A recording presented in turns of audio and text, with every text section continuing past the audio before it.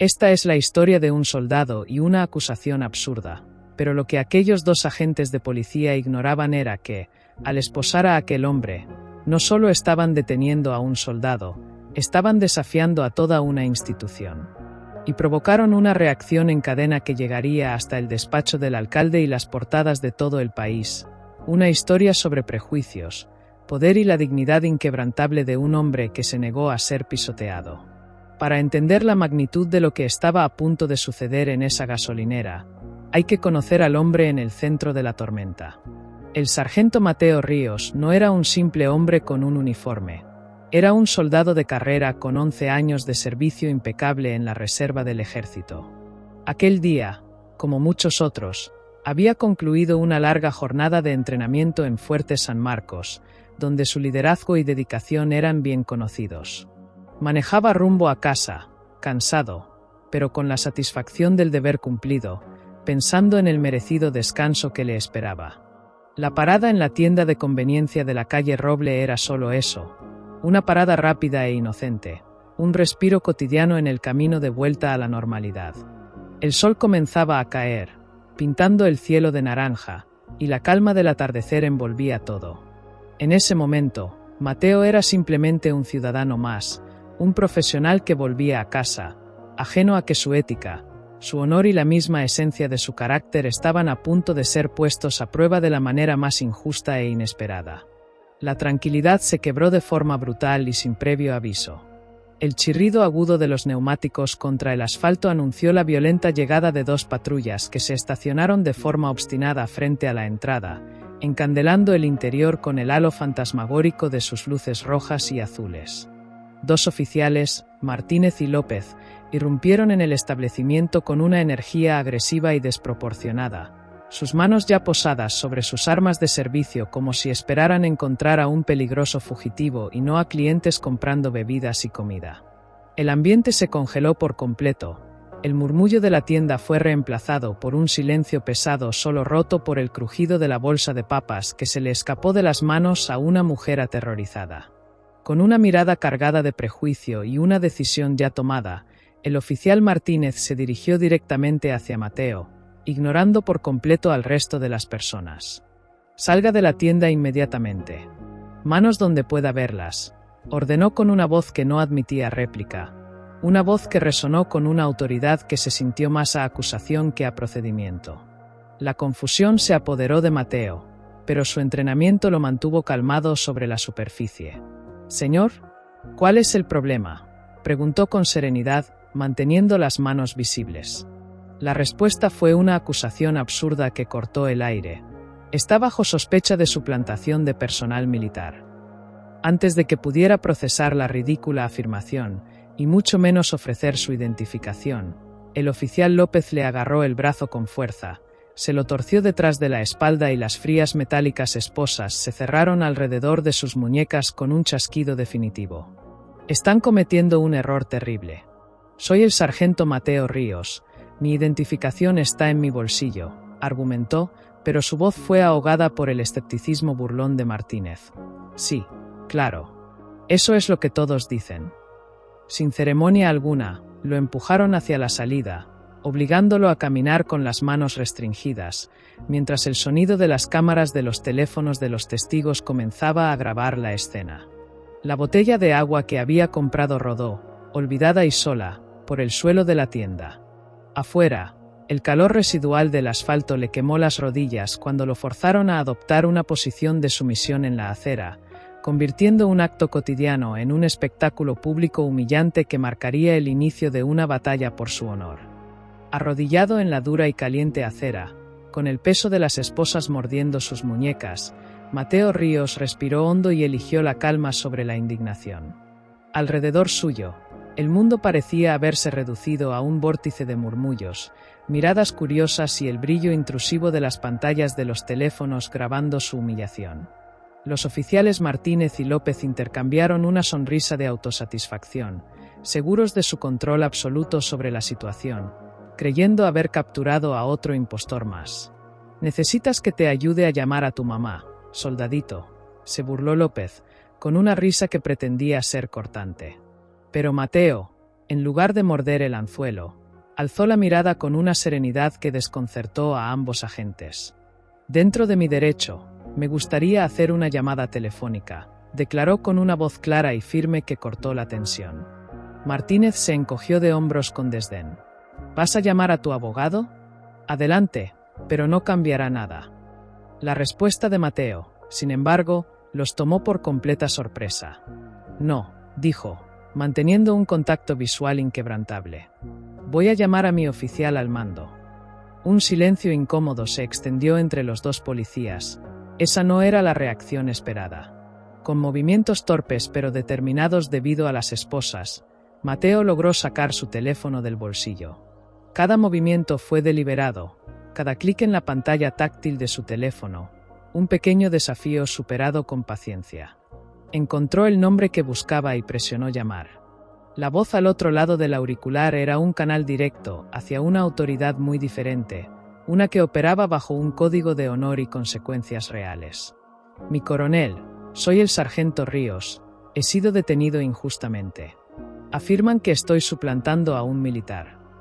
La pausa que siguió al mensaje fue eléctrica, cargada con el peso de lo que se avecinaba. La orden final del coronel Eduardo Vargas no solo fue una promesa de acción, fue una sentencia. Al colgar, Mateo miró a los oficiales, cuya arrogancia comenzaba a resquebrajarse bajo la duda.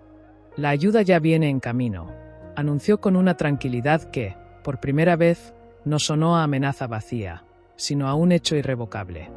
Los siguientes 7 minutos fueron una lección de silencio incómodo y tensión creciente. El tráfico siguió fluyendo en la calle Roble.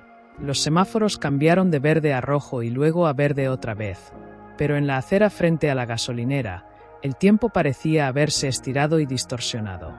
Los oficiales Martínez y López, que inicialmente mantuvieron su actitud burlona, comenzaron a mostrarse inquietos, intercambiando miradas que pasaron de la seguridad a la duda y luego a una nerviosa impaciencia.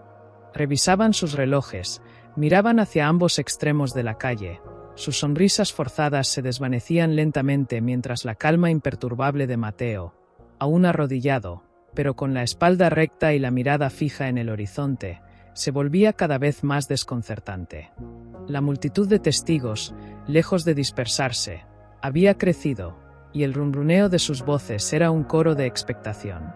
Fue entonces cuando un nuevo sonido emergió del rumor de la ciudad.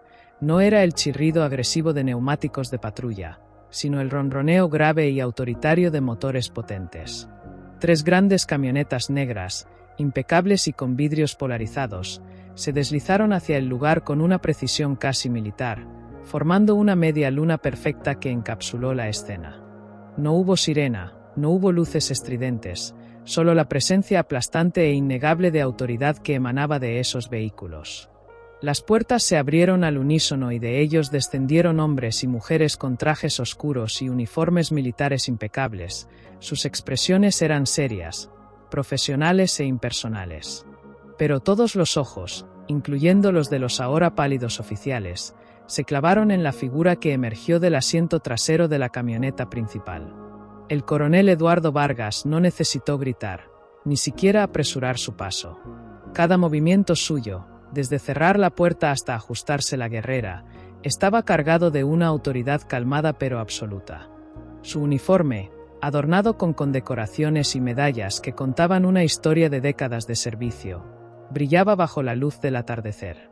Con pasos firmes y medidos, se dirigió directamente al corazón del conflicto, ignorando por completo a la multitud y enfocándose en los 2 agentes cuya confianza se estaba desmoronando a vista de todos.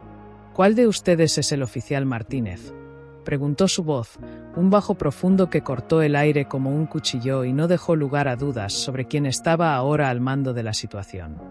La reverberación del enfrentamiento en la gasolinera no se limitó a esa acera. Se expandió como un tsunami digital y social que sacudió los cimientos de la ciudad.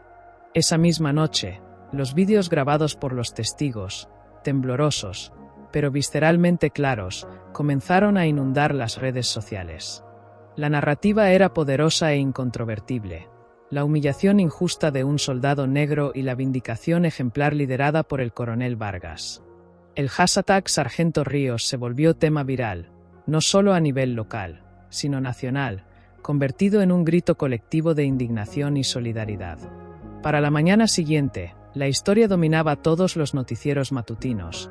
Expertos legales debatían sobre perfiles raciales y abuso de autoridad en canales de televisión nacional, mientras que, en las calles, ciudadanos comunes organizaban pequeñas vigilias frente a la estación de policía con carteles que decían «Honor o prejuicio» y «Justicia para Ríos».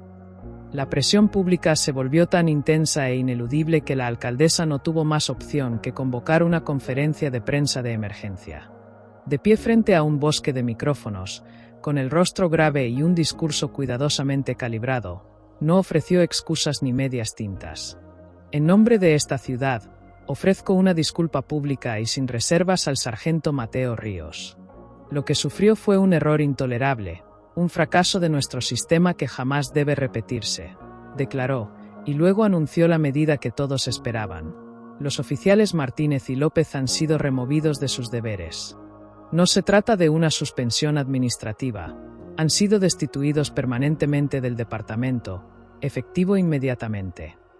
La noticia de su despido fue recibida con una ovación que resonó desde los televisores en hogares y cafés hasta las propias escalinatas del ayuntamiento, sellando no solo el fin de 2 carreras manchadas por el prejuicio, sino el comienzo de una demanda colectiva por un cambio verdadero. El verdadero legado de aquel día no se midió en destituciones o titulares, sino en la oportunidad de sembrar un cambio real. 2 semanas después, Mateo Ríos no estaba en su casa viendo las noticias. Estaba de pie frente a un auditorio repleto de rostros nuevos y expectantes en la Academia de Policía local. No llevaba un discurso preparado, solo la verdad cruda y poderosa de su experiencia.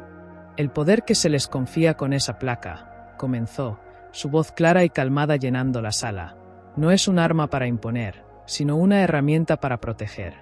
Y la protección comienza con el respeto. Miró a cada uno de los reclutas a los ojos, haciendo hincapié en la humanidad que debía prevalecer sobre el prejuicio. Cuando vean a un hombre negro, a una mujer hispana, a cualquier persona que no se parezca a ustedes, no vean una amenaza. Vean a un ser humano, a un vecino, a un compatriota. Pregunten antes de actuar, escuchen antes de juzgar, porque ese uniforme que llevo no me hace más hombre de lo que soy. Me recuerda el juramento que tomé para defender los derechos de todos, incluido el de ser tratado con dignidad. El silencio en la sala era absoluto, roto solo por el eco de sus palabras y el peso de su mensaje. Luego, lentamente, comenzaron los aplausos, no un estruendo efusivo, sino uno respetuoso y reflexivo, el sonido de mentes abriéndose y conciencias siendo tocadas. Esa tarde, Mateo por fin encontró paz, no en la victoria sobre sus detractores, sino en la posibilidad de haber plantado una semilla de cambio que, esperaba, crecería en el corazón de quienes pronto portarían una placa y una responsabilidad inmensa. La historia del sargento Ríos nos recuerda que la justicia requiere de testigos y voces que la defiendan. Si este relato resonó contigo, haz que tu voz se escuche también. Suscríbete a nuestro canal para que más historias como esta lleguen a quienes necesitan oírlas. Activa la campanita para no perderte ningún contenido y comparte tu opinión en los comentarios. ¿Cómo crees que debemos combatir los prejuicios en nuestra sociedad? Juntos podemos amplificar las narrativas que realmente importan. Nos vemos en la próxima.